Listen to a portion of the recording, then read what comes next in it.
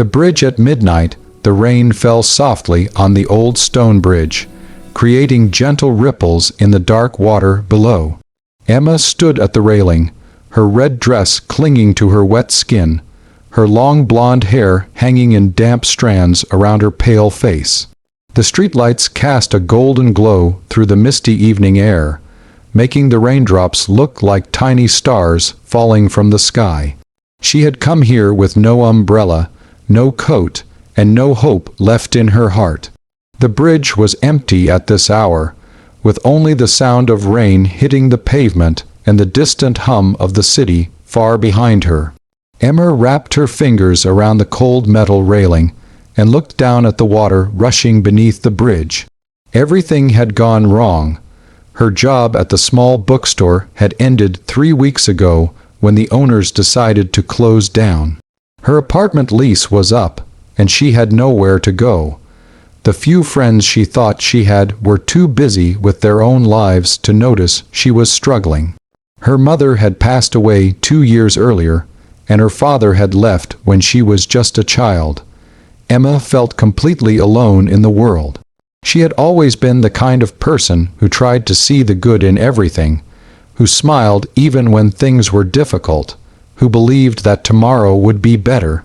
But tonight, standing on this bridge in the rain, she could not find a single reason to keep going. Emma took a deep breath and closed her eyes. The water below seemed to call to her, promising an end to all the pain and worry. She lifted one foot onto the lower railing, then slowly began to pull herself up. Her hands shook as she gripped the wet metal, her heart pounding in her chest. Just as she was about to swing her other leg over the railing, a strong hand grabbed her wrist. "Wait." A deep voice said firmly but gently, "Please wait." Emma gasped and turned to see a man standing beside her. He was tall, with neatly styled dark hair that was beginning to get wet from the rain. He wore an expensive-looking gray suit, and his blue eyes looked at her with genuine concern. His grip on her wrist was firm but not painful, holding her steady on the railing. "Let me go," Emma said, her voice barely above a whisper. "I can't do that," the man replied, keeping his eyes locked on hers. "Please, come down from there. Whatever is happening, this is not the answer." There was something in his voice that made Emma pause. It was not pity or judgment, but understanding, as if he somehow knew what she was feeling. Slowly, with his help, she climbed back down to the pavement. Her legs felt weak, and she leaned against the railing for support. The man took off his suit jacket and draped it around her shoulders, even though it meant his white shirt would get soaked by the rain. "My name is James," he said quietly. "James Morrison." "Emma," she replied, pulling his jacket tighter around herself. It was warm and smelled like expensive cologne. "Why did you stop me?" James leaned against the railing beside her, looking out at the water. "Because I have stood on a bridge like this once before," he said softly. 7 years ago, I lost everything. My business failed, I lost my home, and the woman I loved left me. I came to a bridge very much like this one, and I almost made the same choice you were about to make." Emma looked at him in surprise.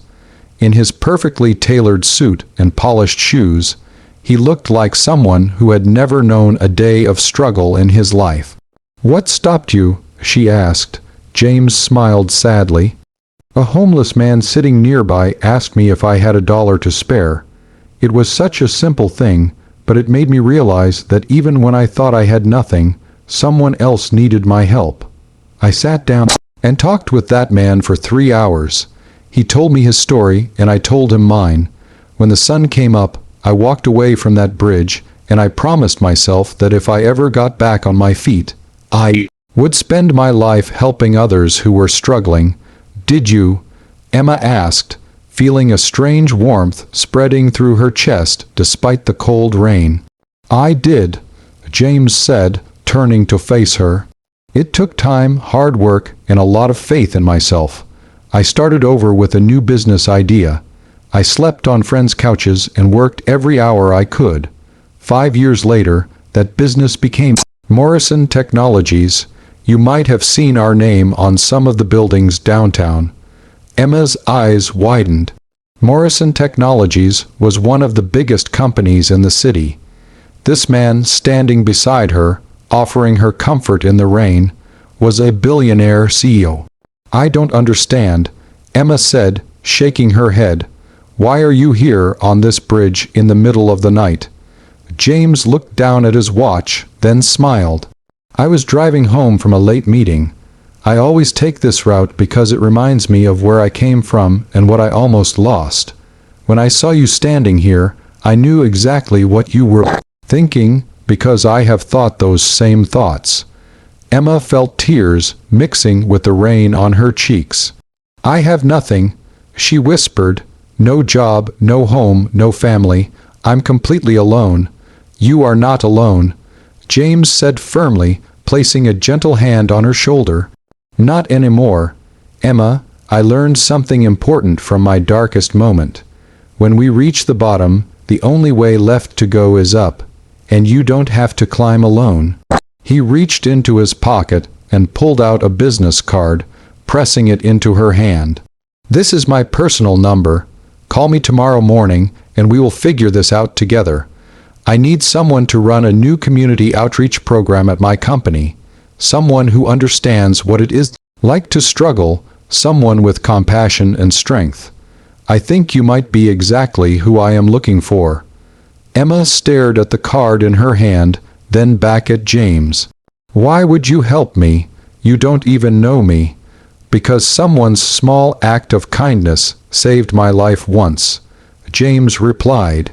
And because I believe that we find each other exactly when we are supposed to. This moment, this bridge, this rain, it is all happening for a reason. They stood together on the bridge for a long time, watching the rain fall and the water flow beneath them. James did not leave until Emma promised she would go to a nearby hotel, which he paid for, and that she would call him in the morning. As Emma lay in the warm hotel bed that night, clean and dry for the first time in weeks, she looked at James Morrison's business card on the nightstand, and tomorrow seemed less frightening now. Tomorrow held possibilities she had not imagined just hours before. Sometimes, Emma thought, as she drifted off to sleep, angels come disguised as strangers on bridges. Sometimes, the end of one story is just the beginning of something beautiful. And sometimes, all it takes is one person who cares enough to grab your hand and hold on.